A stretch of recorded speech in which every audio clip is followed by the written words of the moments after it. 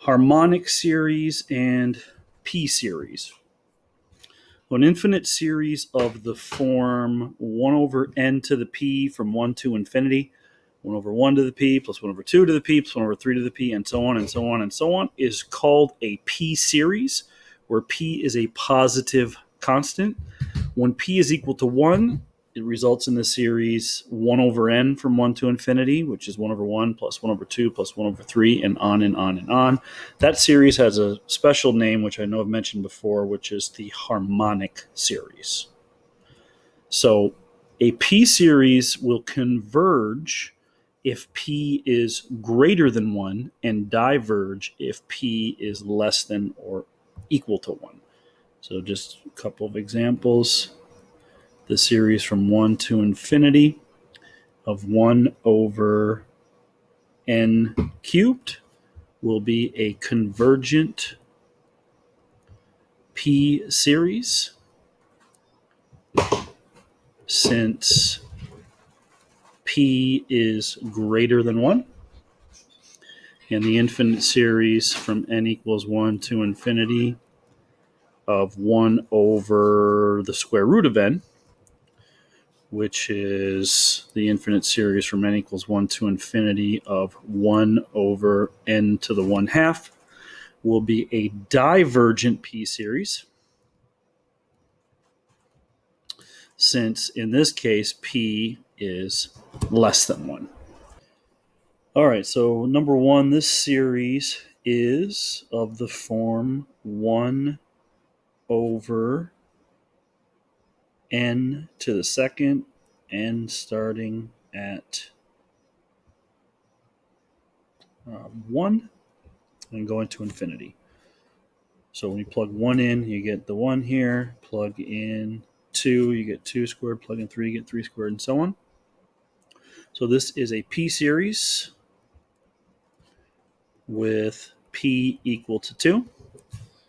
Thus, this series converges by the P series test.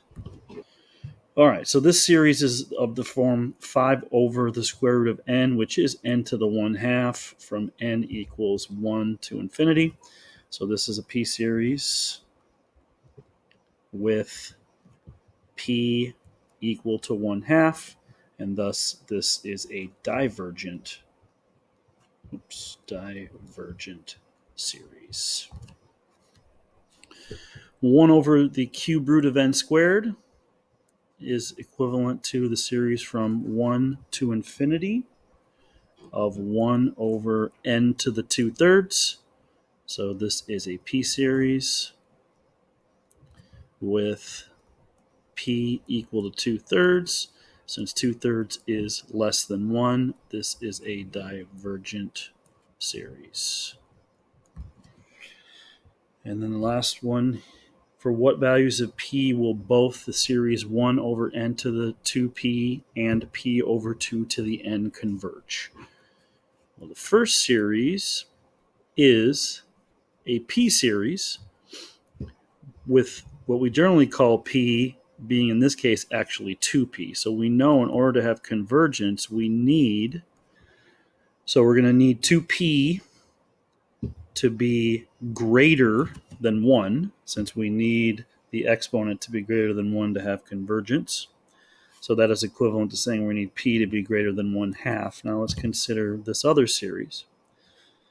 That series is a geometric series because it is of the form 1 something to the nth power.